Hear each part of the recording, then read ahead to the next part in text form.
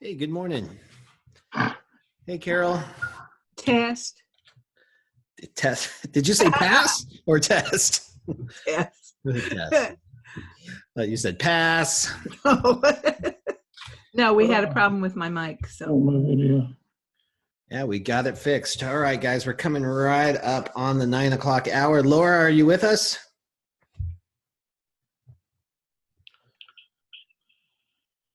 Laura. I talked to her last night. She was pretty sleepy. I don't think she's quite here yet. That's okay, guys. We'll go ahead and get the ball rolling here. Welcome to, actually, I'm going to mute everybody because I got a little bit of feedback here. So I'm just going to mute everybody again. Carol, I will unmute you. There we go. And we're good to go. So guys, welcome to the Tuesday Notary Titans call. That's the TNT call with Carol Ray, Laura Biewer, and myself. My name is Bill Soroka. I'm the founder of NotaryCoach.com and the Sign and Thrive Notary Training Course and Community. Our first co-host, Miss Carol Ray, founder of Notary to Pro. Carol, thank you for being here and taking some time out of your day. I really appreciate that. I enjoy this. Yeah, we really look forward to this, huh? Carol, what are you excited about this week? Oh, gosh, I've got so many things. I think one of the things I'm most excited about right now, we're always changing, and my daughter, Barbara, is coming up with these fantastic ideas and things, and she's been working on this. We now have a new website. I'm not sure it's quite active yet, but it's called Notary to Pro News. And we're going to have featured articles. We've got an article from you. We've got one from Laura. We're going to be featuring our students and our graduates and giving tips and information. We were doing a newsletter for years. We did a newsletter called The Shout Out.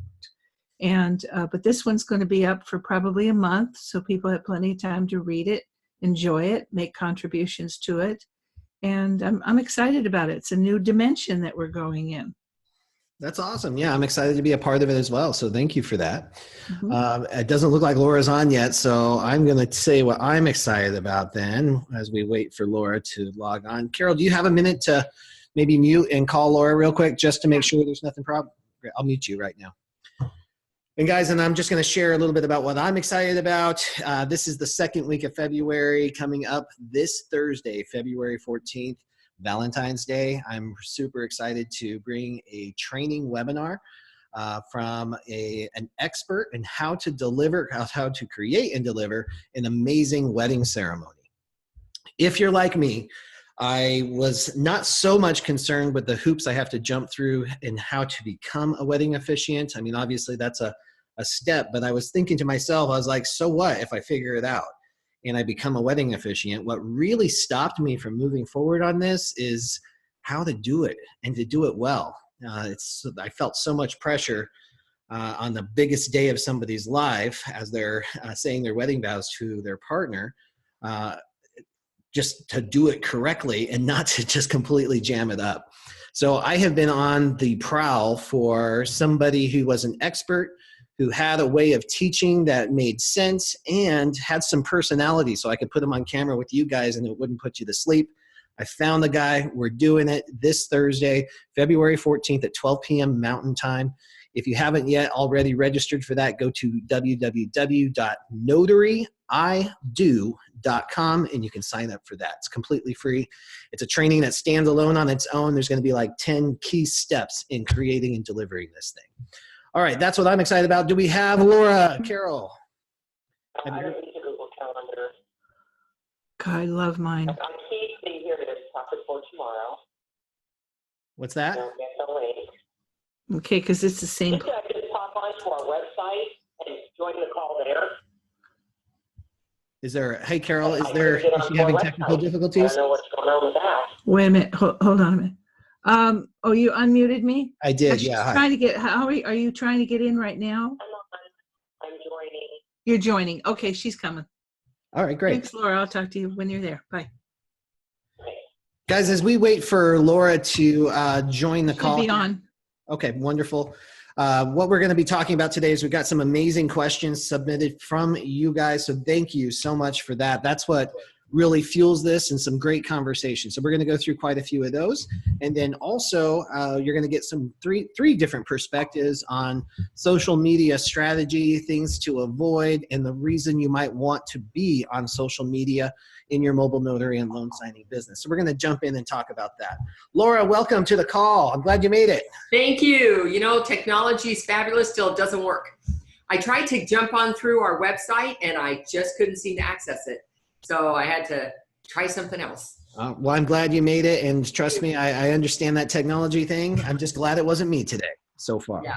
So Laura, we had a great time. We've already introduced Carol. She told us what she's excited about. I'm excited. Tell me what you're excited about this week. I am so excited because the premature announcement that I have a new website is now I have a new website. And it actually has my store on it. It has everything's functioning on it.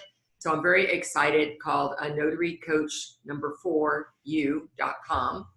And so anybody who wants to know more about what I do, you will find my information there. If you go to my other website, which is still working, at yourservicemobilenotary.com, if you go to my resources page, it'll just link you over to my new website. So I'm connected either way, and I'm really excited for people to see it. So if you have a chance, go on and just check it out.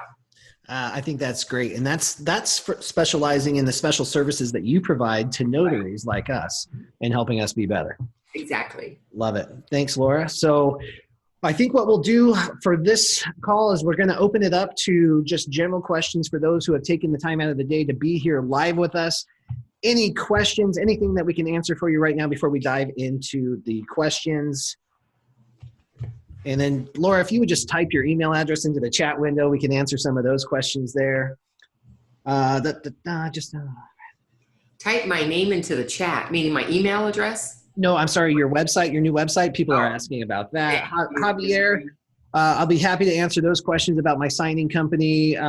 Let's do it outside of this. It's in the Facebook group that I just approved you in the file section. You can give me your information there.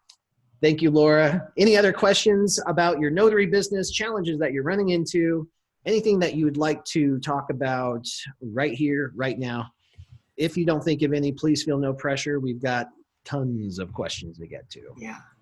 All right, I'm just going to jump in and do it then. Let me share this beautiful little slideshow that we have here. I can no longer see the chat questions, Laura and Carol, so if you see anything, I will let me know. take a look at those. All right, here we go, guys. All right, does anyone ask for a cancellation fee if the closing is canceled the same day as the closing? This happens more often than I expected, and it is a lost opportunity when I turn down other assignments that would bring in as much, if not more, than the original closing. I think that's a great question. Carol, do you have an opinion on that? I was actually trying to look at the chat here. Okay, so let me just reread this. Cancel if it's canceled. You know, I know that it closes a door for us when we have something canceled, but things happen. I have never asked anyone to pay me a cancellation fee unless it becomes a regular thing for a company, which does happen once in a while. You run into these people, they maybe find somebody cheaper or something. But other than that, no, I don't expect to get a cancellation fee, even though I know it may have cost me when I was doing signings to give up that signing. If the answer is no, then is it your practice to build in an allowance in your normal fee request, just like you might build in an allowance for a bad debt? Like, is that just kind of accounted in there in your profit margin? You know, I never did. I did this for 14 years, and in all of those years, I had so many loyal customers. They didn't pull that kind of stuff on me. It was very rare. I never even addressed it or brought it up with any of the companies. But that's me. Mm-hmm. That was working a long time and having a lot of really steady customers. That's excellent. Good perspective. Laura, how about you? You know, I agree with Carol. I do not charge a cancellation fee unless I have done work, meaning I've already printed documents in the meantime. So if I've printed documents already, now I'm going to expect some kind of fee for that. And I agree with that. Right. Yeah. And if they just call me, 3 or 4 hours in front, or even 2 hours in front, and they say, sorry, and it's happened. It happened to me last week. I had one that got changed 3 times, same people, before I finally got to them. But he was a really good client for me, and I do a lot of work for him. And so, you know what? He can't control those clients. It happens. So I agree. It's just one of those things that is a cost of doing business. Because I do a lot of mobile work, it just opens me up to do something else. I mean, I don't see it as my lost opportunity because they're going to call me back again. I see it as now I have an open window, and if somebody calls me for mobile work, I could pop in and take care of it. Great perspective. And for me, I always try to keep the big picture in mind. There's whatever the reason is, there's a chance to build on the relationship here. And my reaction to this cancellation is going to impact future signings. So if I handle myself professionally and positively, and I don't make a big stink about it, they are probably going to connect to me and want to use me again. The other side of this too is you'll find when you start having like your escrow direct or your regular clients, like Laura said, she had regular clients. Carol had tons of regular clients that she had throughout the years. This starts to happen less and less frequently. And when it does, it's a lot easier to have trust and faith in the future that they're going to take care of you. In fact, when your escrow clients or your clients that stay loyal to you, they take your cancellation seriously too. They're just not doing it willy-nilly. They're going to try to make it up to you. Like, oh my gosh, I canceled on them here. I'm going to try to get them an extra fee here, or throw an extra signing at them here. Where these run into, and it feels like you might not have much connection, is these just one-off signings. Like, hey, we booked you. There's no personal connection. And then they just cancel with no explanation. That's still an opportunity to continue to build that relationship and stay in touch with them. You've got a great connection. They're doing business, so you can stay in contact then. That's my take on that. All right. Next up, have any of you had anyone tell you that they wanted a raised seal stamp used instead of the standard stamp? The reason for my question is because I was in my county clerk's office having a paper notarized last week, and I noticed that she was using 2 different raised stamps, one for the notary stamp and the other for her date stamp. And she told me that she has had documents that have been required to have the raised stamp. Now I'm wondering if I need both kinds. Laura, you want to take that one? Lots of general notary. Yeah, I do have an embosser, which creates the raised stamp. Now in California, it's not your official seal without the ink on top. I use it without the ink, and then I use my ink stamp together. And there's, a lot of debate that's been happening when I talk about that. I will tell you that I've had this request specifically for military bases, U.S. military bases. I found it interesting that if it says if you're using an ink stamp, please use your raised stamp as well. And so for military bases, I've had to use it. And of course, I optionally use it for foreign documents when people want my ink stamp on every page, and I can't do that. But I can use my raised stamp, and it's really more of my personal stamp because without the ink, it's not official. And it tells that agency that this notary handled every one of those pages that they're looking at because they can see my raised image on everyone, and that nobody stuck in a page after the fact. If your only mark is on your certificate and it's an additional page, how do we verify that they didn't switch out other pages? And I mean, that could happen in the US, but particularly foreign countries seem to have that issue. And they see it as a way to tie all those pages together. That's very interesting. And then I had also heard too, and I haven't experienced this, that in the architectural community, in certain types of blueprints, they actually do require the raised seal as well. So I think there are some industries that still rely on that pretty heavily. Carol, do you have any input on this? I have never used an embosser. I never had a requirement to use an embosser in all of those years.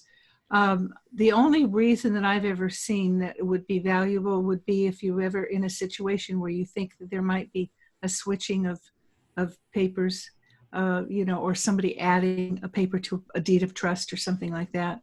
I just never encountered it, never bought one, never used one, never needed one.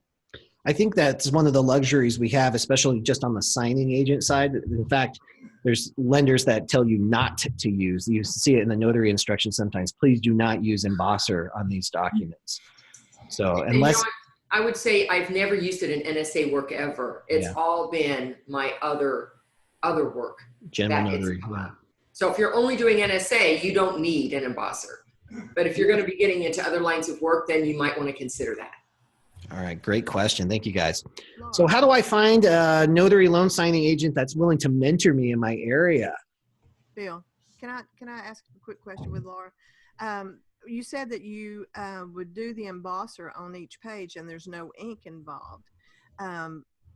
Does it matter then if you're using the embosser and it goes over wording, whereas the seal cannot go over wording?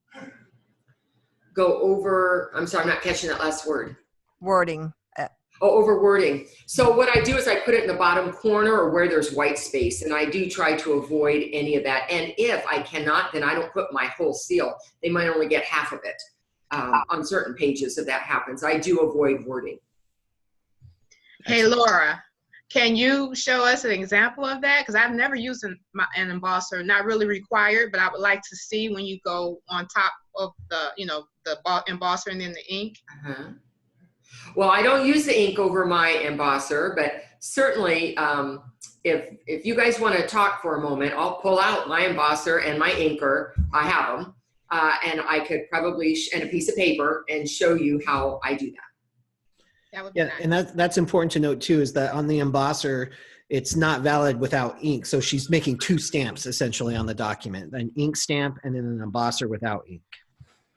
Right, and I don't ever use the ink because my official seal for me is the rubber stamp. Right. So I'm only using it as an additional tool for security purposes upon request for, like I said, military bases and foreign documents.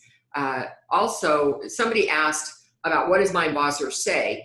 Every embosser says whatever that state's laws are for what needs to be on their seal. In California, all of the elements that are on my official seal are on the embosser. You just can't read them unless you put ink over it. Then you could read it. Or if you penciled, stenciling over it, that would be another way to read it. But every single item, it is personalized to me. It is one of the stamps or seals that is issued through the Secretary of State. You can't just create your own embosser. But some states' embossers might just say state of whatever and the person's name. So let me go get it while you guys continue on. Okay, great. I'd like to address the question on the mentoring. Yes, that'd be great, Carol. Thank you. I am 100% against people having personal mentors unless they really make sure that they're qualified. And I hear it all the time. Well, I have a neighbor and she's been doing this for 20 years and I went out with her. And I'd like to know, why do you tell me I have to issue an oath or affirmation? Or why do you do this? Or why do you do that? You teach me and you tell me I have to do it, but she doesn't do it. She's never done it. People don't understand that, first of all, there's a lot of notaries have been out there for a long time, untrained. They've winged it. They've done what some people do, which is to fake it till you make it. And they make a lot of mistakes, or over the years, we tend to create bad habits for ourselves. I personally don't want to see those habits passed on to any of my students. I work really hard to teach them what's right, what's wrong, what's easy, what helps them to become the best they can be.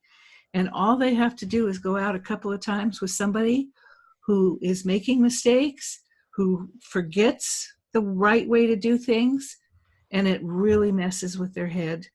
So I don't, and also, of course, in today's world, the sharing of private information is a major thing. You can't just go around and take people to other people's homes where you're exposing their documents and personal information. But I'm actually against it. The three of us are really good mentors, and people if they want to do right, they need to learn from people who know what they're doing. Yeah, that's really great perspective there, Carol. And, in a lot of ways, I agree with you, especially with the going into other people's home. I know that there are people who do this, and I just don't think that that's a professional way to handle things. So having a local mentor, yes, there can be some incredible power with that to be able to witness a signing in process, but you have to be discerning. You have to know that the person is on their A game in this business. And the reality is, if they're on their A game, they probably aren't going to be the ones that say yes to you. They're probably going to be too busy. They probably acknowledge exactly what Carol said, that there's privacy concerns and there's some etiquette concerns as well.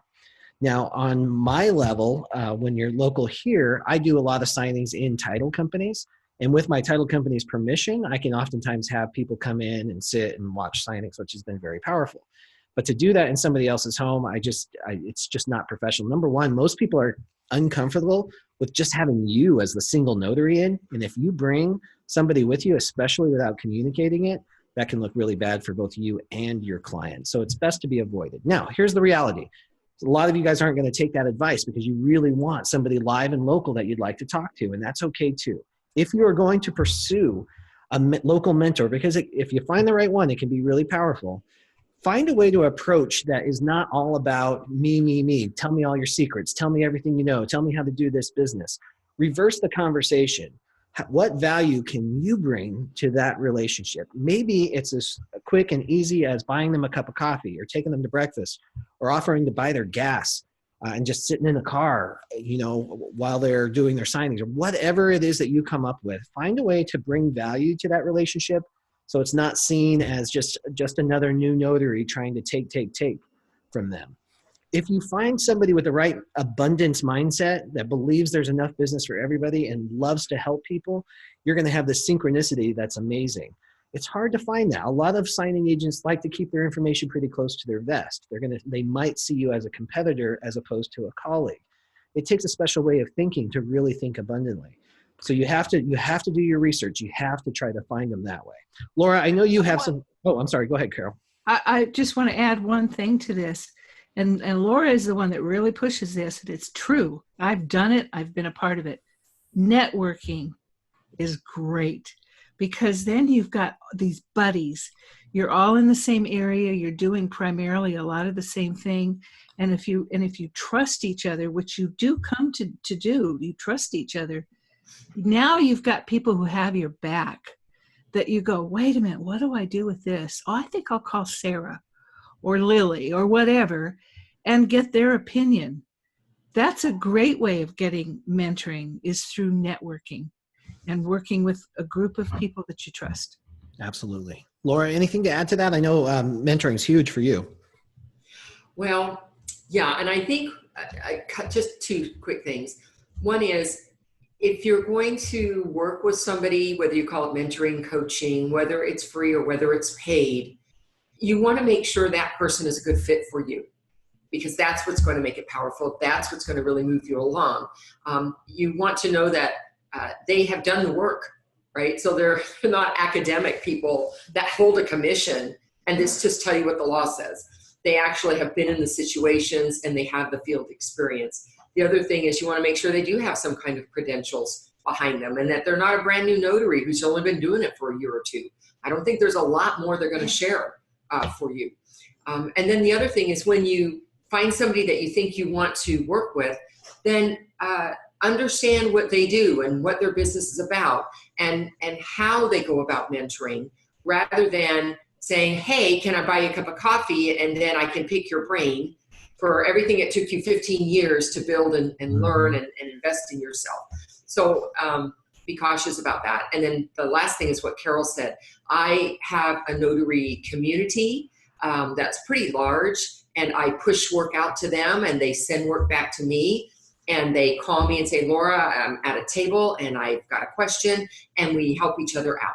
And you know what? Having that kind of community to support you, who knows what you're doing and what it's like, is you can't buy that. And it is fabulous. And I love my notary community and everybody who's in it, because they're like-minded and they all support each other. Yeah, positive, powerful stuff. Last year was my first year as a notary, and I'm doing my taxes now. I remember there is some type of self-employment tax that notaries don't have to pay, but I forget the details. Would one of you talk about that? Laura, you want to say something to that? Yeah, Carol, you got something? I wouldn't say a word to it, and I don't think the two of you would. You need to consult somebody who knows what they're doing. Really, you need to get together with a tax attorney or a tax accountant. I just think if you start asking different people for opinions regarding this, you're really going to get messed up because they don't really know the current laws.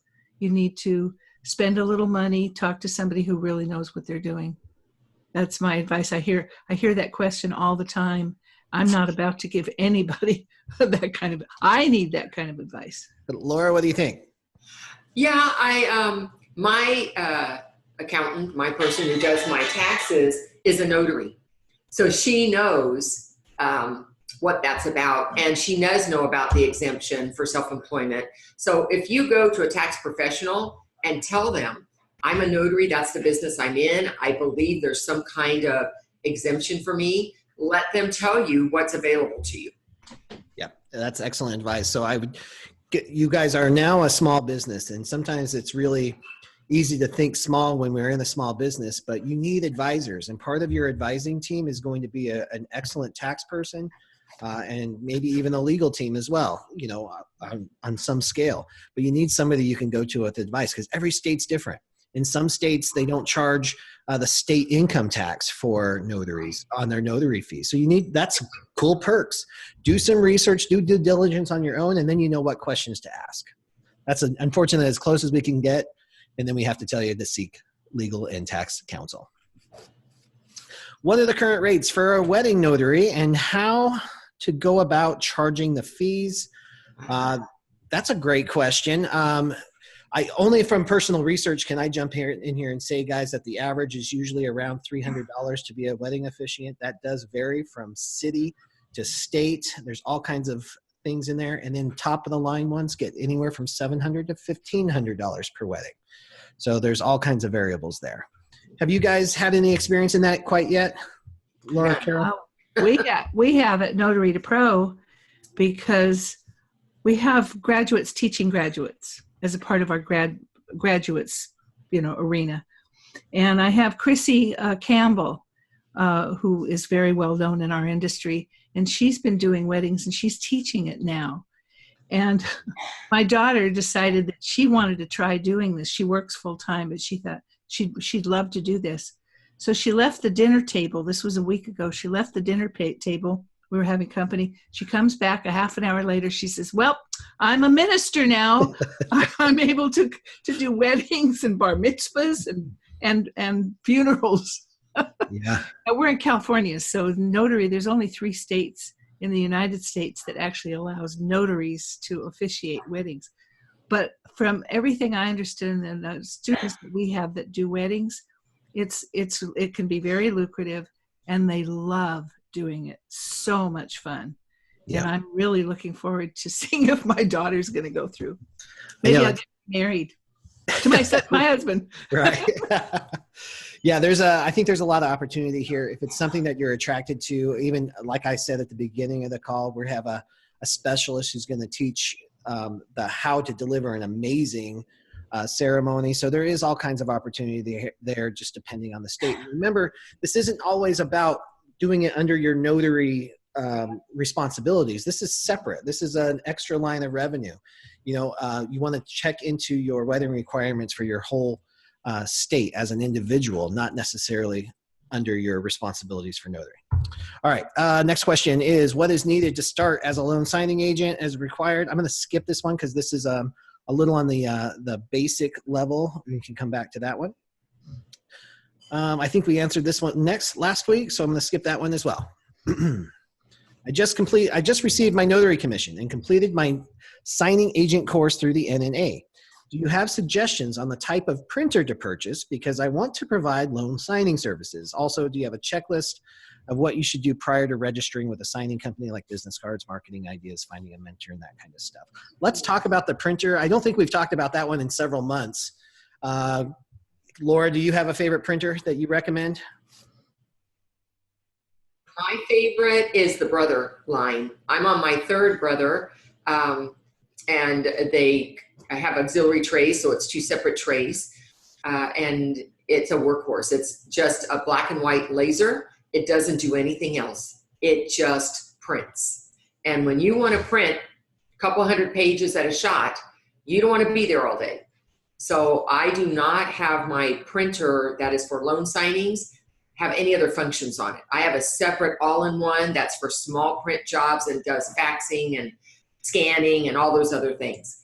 So I believe that as an NSA, if I'm going to have a printer, I have it focused just to print like that high volume, fast. And I use the extended high yield toners for that. I totally agree with you. So I'll jump in here real quick. I'm a fan of the Brother, especially when you're starting out, the HL 5200 or the 6200. The only difference between the two is 6200 is a little bit faster, but if you get the dual tray, yeah, that's all it does is it prints. What I found in the all-in-ones is that you give up something in there. Either the scanner's going to poop out on you, the printer, something's not going to work right. So I like your theory there, having totally separate. I like a printer that just gets in and does what it does. And you can get the 6200s for about $300 on Amazon. The 5200s are about $240. And what I did, because I would get frustrated at the technology and it would just stop working sometimes because of the connection or whatever. In my head and in my budget, I budgeted 2 per year, just in case. You know, at $300 a pop, you get your money out of them. I mean, those things are workhorses. Right. If you're hustling and you're doing loan signings, you're going to use that thing a lot. Carol, what about you? You have a favorite on that one? Oh, yeah. We're HP people, and we have been for years. And I have to tell you, pretty neat story. We had God, I can't remember the name of it, but it was a Rico that we bought at Costco years and years ago. This was back in 2000. And it finally went. We had it for a long time. Again, dedicated, just like you. We've got to have one great printer just for documents and a 4-in-1 for other things. So the Rico went out. I was shopping around, and I'm a shopper.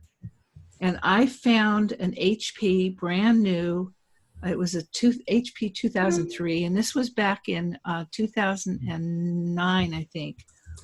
And it was a $650 printer, but what they did is it was being taken off of the line that year. I bought it for $650 and I got a $450 rebate on it. Okay, a high capacity, fully metal printer, no plastic parts, which is important. You got to be careful.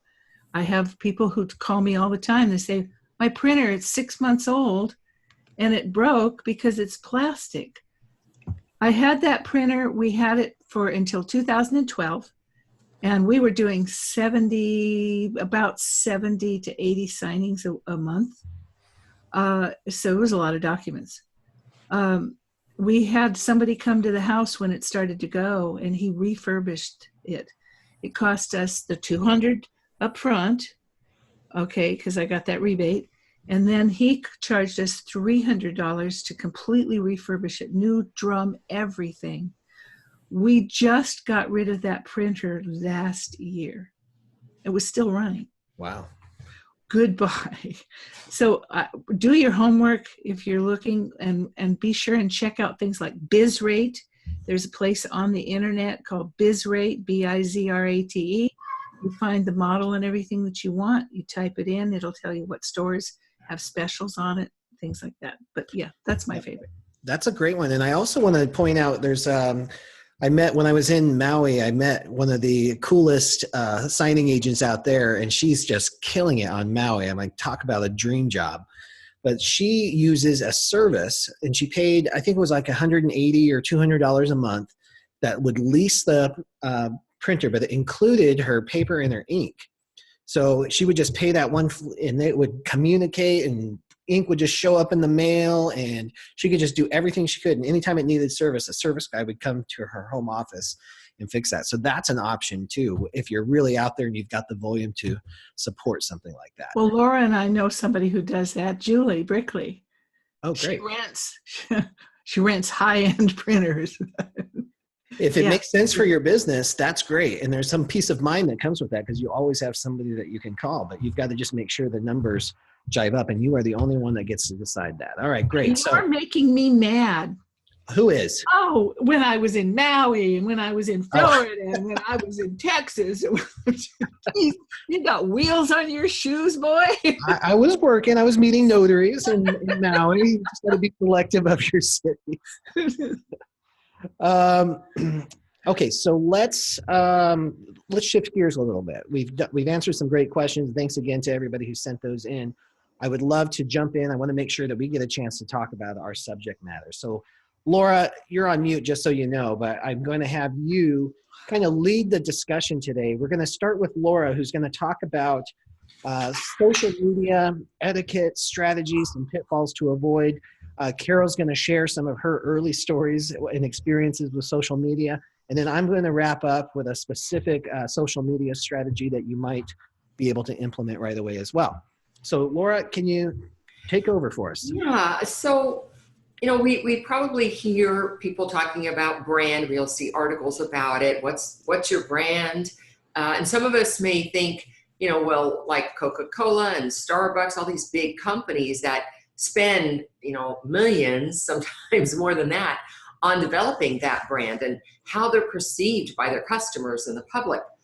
And we're so small in comparison, we may not be thinking that we have the same opportunity and the same obligation, in my opinion, to sculpt and form what that branding looks like for ourselves, whether it's just a personal brand, who you are, or actually your business brand.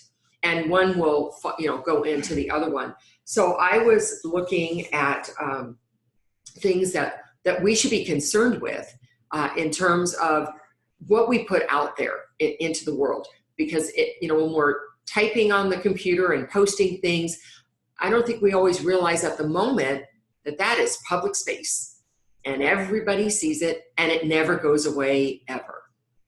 So I want notaries to be thinking of themselves as a brand themselves. And what do you want people to associate with you? So if I asked people who know me or have met me or have read my posts or have been to my website, what do you think of me in terms of my personal and professional persona out there? I would hope that it would be consistent with what I hope people think of me. And so that doesn't happen by luck or by chance. It's not just because you're a likable person. You have to work at it. And I work at it all the time. So that means I am purposeful with what I share. I don't share everything that I think of, right? I'm careful to share what I think would add value, that might be important or helpful to somebody else. I don't post just to see my own posts. So if I get on to social media and I see somebody's posted a question and I see 15 answers, there's no reason for me to post my answer if it's the same as what the other people just said, because I haven't added anything. If I have something to add, then of course I will. So think about being purposeful in what you share, because every status update, every picture, every post contributes to making that brand stronger and consistent with what you want, or takes away from that. The other thing that I think is important, I'm looking at my notes here, is you might want to start with just auditing your own presence right now. What is your online presence? What does that look like? Google yourself. How do you come up? Do you come up? And if you come up, is that what you want to see? Because you need to know where you're at before you can sculpt what you want. So I highly recommend that you do that. I saw an amazing statistic that said 92% of 2-year-olds already have a digital footprint somewhere on the net. I mean, we're talking 2 years old, right? I just can't believe it. That's amazing. You might, if you don't have a business website, websites are cheap now. They're pretty easy to build. Just have a personal one. You could have a couple of pages that just has your resume, your mission, links to your social platforms, something that creates a space for you to be in the digital world. instead of on just everybody else's space. Because remember, Facebook and LinkedIn, that's not your real estate. That's somebody else's real estate, right? And you are the product that is utilizing it. So you want to create your own personal space. And if you have a business that will reach out to the public, and that's who your audience is, then you could change that actually into a business website. And having on there what you're about and what your mission is, I think is just as important as what your services are. People want to do business with people that they trust, that they like, that they feel confident about. And whether or not you might think, oh, well, I'll have to read my whole website. It only takes a few minutes, not even that sometimes, and they've got an impression of what you're about. And it could be the photo you put on there. I'm a proponent of photos on your website. On anything, any platform I'm on, I use a headshot, and I use a professional headshot. I see the photos are family photos and pet photos and weird photos and just all kinds of things. And I don't know if that's the image. Hold on, something went crazy and I'm blocked here. I don't know if that's the image that you want to put out there to customers. So you might want to even think about those kinds of things. The other thing that I think can help create your online presence is by finding a way to produce value. And that might be writing articles and then posting them on LinkedIn, on your own website, on Facebook, wherever it may be. I think you could also, for instance, interviews. I've done interviews with Carol. It's been a long time, but I did one back in 2013. I was looking for that link, as a matter of fact. That then I was able to post. I've done one with Bill. So having different ways for you to interact with the world digitally, I think is important to realize that you can control that. You can create value that people want to hear what you have to say. And if there is any negativity out there, you can drown it out with positivity. You can drown it out with your message. And I think that's what you want to do. You want to create your own message out there so that people are listening to you, not what somebody else said, about you. And I think that that makes a big difference.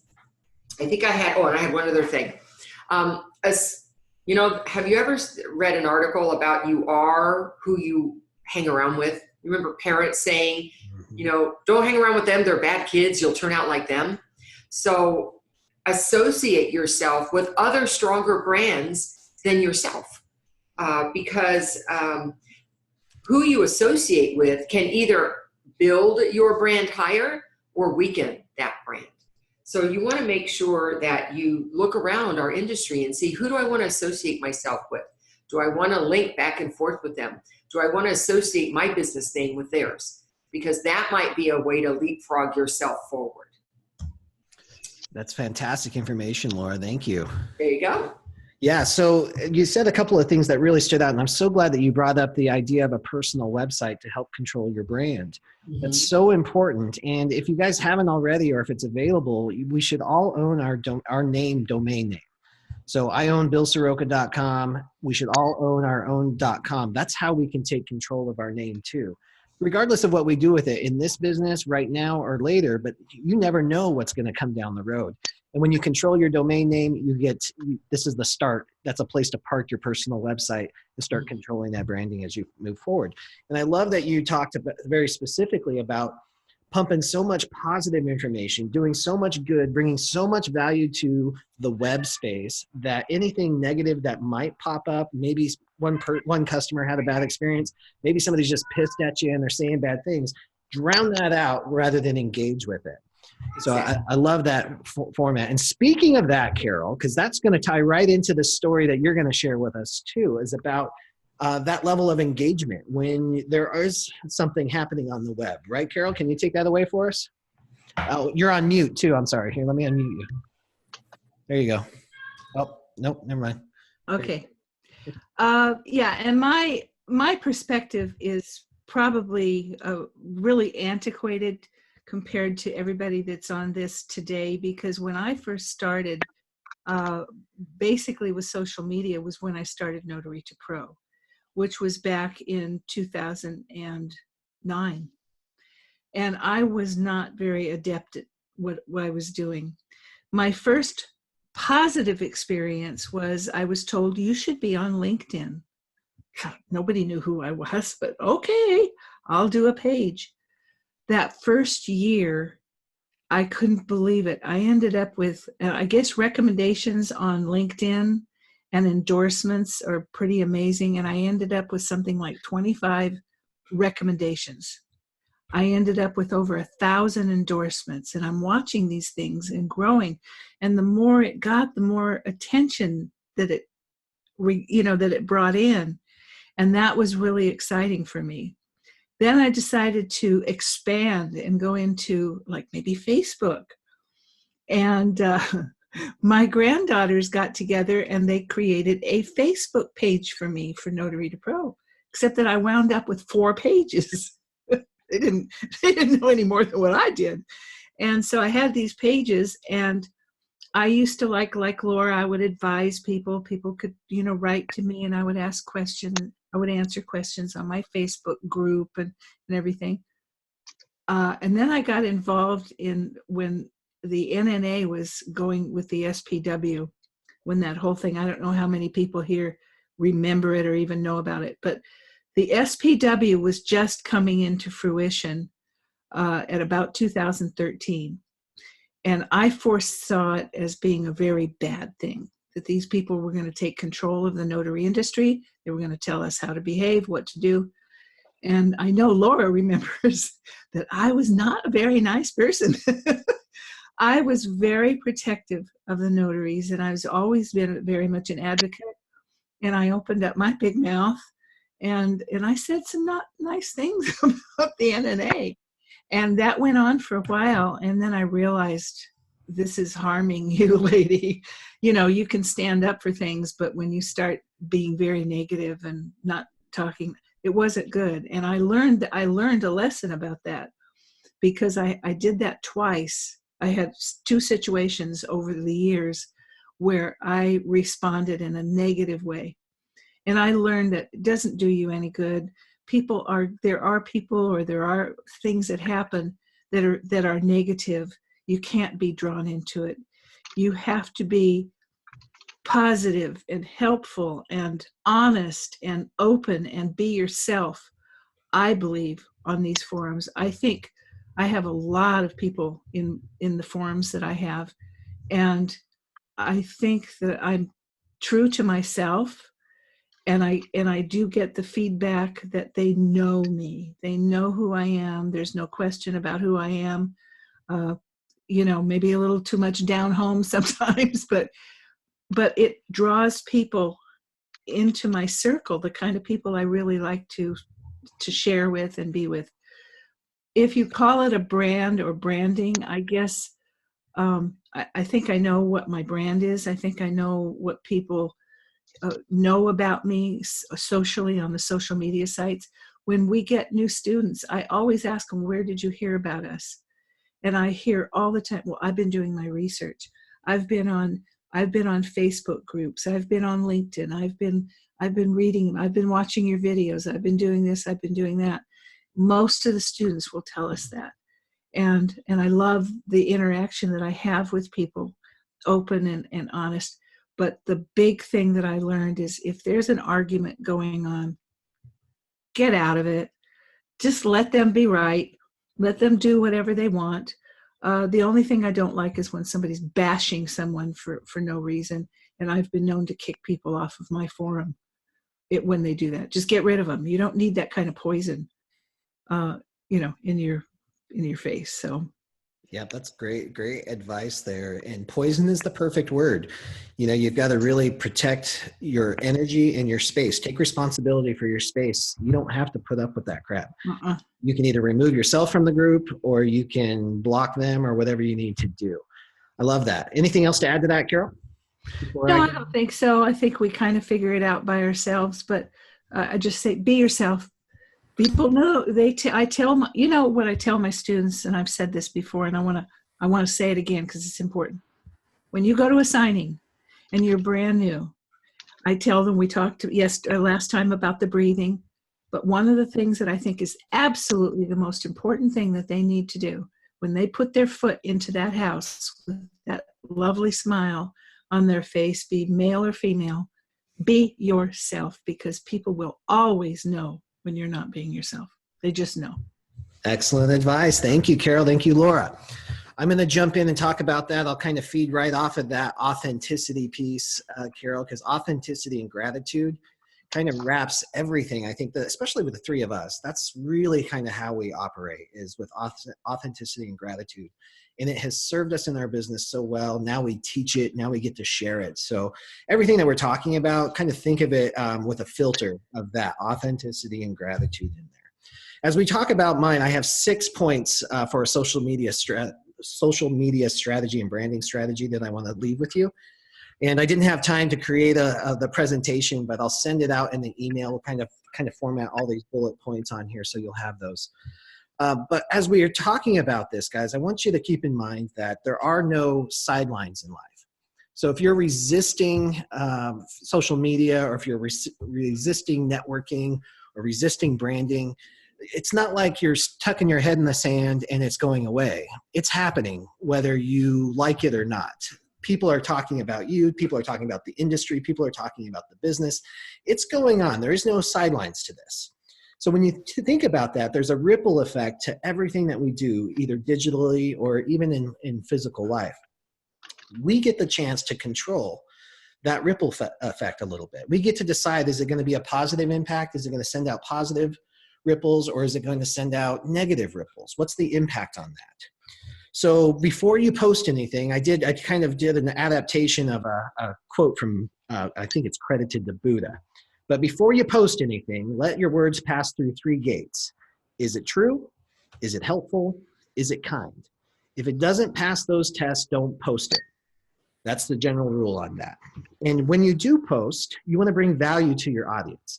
I know it's real hard to grasp the concept of value without some direct examples, but Laura gave you some examples of writing articles, sharing articles, tagging people that you're thinking about in those articles. The cool thing is, guys, when we know who our target audience is, whether it's the general consumer, if it's escrow officers, they are human beings. So anything that relates to human beings is going to relate to escrow officers or the general public. So we can adapt articles about stress. We can adapt that. One paragraph at the top about the end of the month stress, and then summarize someone else's article or somebody else's research and create value that way. There's so many ways to do that. Number 3, especially when you've got your business Facebook page or your Instagram or your Twitter, share your journey. You as a human being out there loving what you do is what attracts people to you. That's what they love to see. It's not about creating advertisements and posting ad after ad after ad after ad about how great you are, how great your services are, how even if it's that you love your job, those are going to have minimal impact as opposed to you sharing your journey and loving what you do. I use an example. There's this town called Maricopa. It's about an hour from Phoenix. And every time I go there, I make a post about how excited I am to meet new homeowners in this booming community. And I get direct messages from people who live out there, or real estate agents that have been looking for a signing agent out there, or they need a notary, or whatever it is. I get direct messages because I come up on that community's page. I tag the city of Maricopa in that, and it generates all kinds of conversations and contacts that way. That's what people relate to. And that's what we want to do. We want to relate. We don't want to sell. A lot of people are so opposed to selling, yet when they get on social media, that's all they do. They just broadcast how great their services are. And it's an easy trap to fall into because we want business. We want to get that business, but people are going to relate more to your journey than they are to your advertisements. So your strategy in your posting is to add value, share your journey, add value, throw in an offer every now and then. It's okay to advertise. It's okay to throw in a little image that you create on Canva about your services, but you've got to balance that way. Actually, it's out of balance. You're going to add way more value than you are going to advertising in your strategy. And then also the number 5, one of the most effective social media strategies I ever used, and it generated more money probably than any other type of campaign I ever did, was to offer free notary services to my friends and family. That way, when I posted that on social media, it wasn't me advertising my services. It was me adding value to their lives. Like, look, hey guys, I love you guys. I offer free notary services if you ever need anything. Make sure you're in compliant with your state laws when you do that. A lot of states are changing the laws now, so they don't want you to have one price for one group of people and a different price for others. But it worked for me. If you're in a state that allows that, you can try that as well. The power of this is, guys, that your friends and family usually love you and don't want you to do work for free. So you will get there and they will insist on paying you. I just had one on Sunday. The guy literally threw money in my car as I was driving away because I wouldn't take his money. He wadded it up and threw it into my vehicle. So it pays off in other ways too. You are part of the conversation now. And that's really what we want to do to get you top of mind. You want to be part of the conversation. So now when somebody says, I need a notary, I'm getting tagged in Facebook posts or Instagram. I get direct messages, text messages. Hey, I got a friend who's looking for a notary. Great. And then I can connect with them and take care of it that way. Your bonus number 6, guys, and I thank you, Joe Lopez. I don't know if you're on the call today or not, but he was always making comments on my YouTube video and again, tweeting me value and staying connected with me, and I really appreciate that. He shared the king of digital branding, Gary Vaynerchuk, otherwise known as Gary V. He shared a video about Gary V's strategy. When he first started this thing, like back in 2007, how he got his start was his social media strategy. So I'm going to share a video. When I send the replay of this out, I'll talk about that. But Gary spent hours a day on Facebook, on Twitter, interacting as himself or his personal brand, answering people's questions, bringing value, commenting. Everybody who makes a post is seeking something. Maybe it's attention. Maybe they've got a question about something. Maybe they are looking for a service. Somehow, if you can interact as your personal brand and bring value to those relationships, even though they're digital, bring value to those relationships, that's going to enhance your brand. So I'll send that out to you as well. That's all I've got for you guys. That brings us right up to the 10 o'clock hour. But before we go, Laura, Carol, anything that you would like to do to close us out today? Yes, I'm excited about next week. I want everybody to know that, I hope he doesn't disappoint me, Mark Fleming from Signature Closers and Tamara Steitz from Executive Notary Services are going to be our guests. And we're going to kind of hear things from the perspective of a signing service, successful signing services, and how they operate and what some of their challenges are. So we'll have some kind questions for them. We don't want to bombard them with evil. I love it. I love it. That's going to be an excellent perspective. And Laura, I'm glad Teresa just reminded us. You got the embosser, and I have it. So this, if you can see, is my handheld embosser. Yes, I love pink. All my tools are pink. And so just if you've never used one, I've got a document here. And in the very bottom corner, I'm going to put it where there's no wording, and I'm going to squish down or push down on the lever until I feel almost a pop sensation. And then what happens is I have, and I'll do one that doesn't have ink.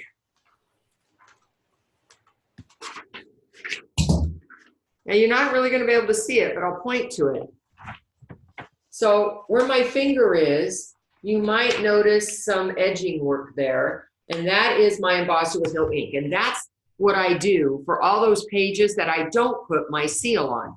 My official seal, which is this rectangular type of ink stamp, is what goes on my certificate. Now, if I wanted this to be my official seal in California, I would take something that looks like this. This is just an ink pad, circular. I would stamp it, push down over my image, and then see how now I've got ink on it? And do you see how bad it looks? That's why I don't do it. Because even though it's allowed in California to put ink over your image, it typically is not very legible, not really photographically reproducible. So that's why I only use it for the purpose I mentioned without the ink. That's fantastic. And just to clarify, guys, you will likely never use your embosser for loan signing documents. All right, guys, that's it. That brings us right up to 10 o'clock. Carol, Laura, thank you so much for your time today. This was awesome. Carol, or Laura, thank you so much for the idea and the strategy on the social media. This was great. Guys, thank you for joining us today. We had about 103 of you at one point. I really appreciate it. Thank you for taking your time out of your day to grow yourself and your business. Have a great day. Have a good one. Bye. Bye.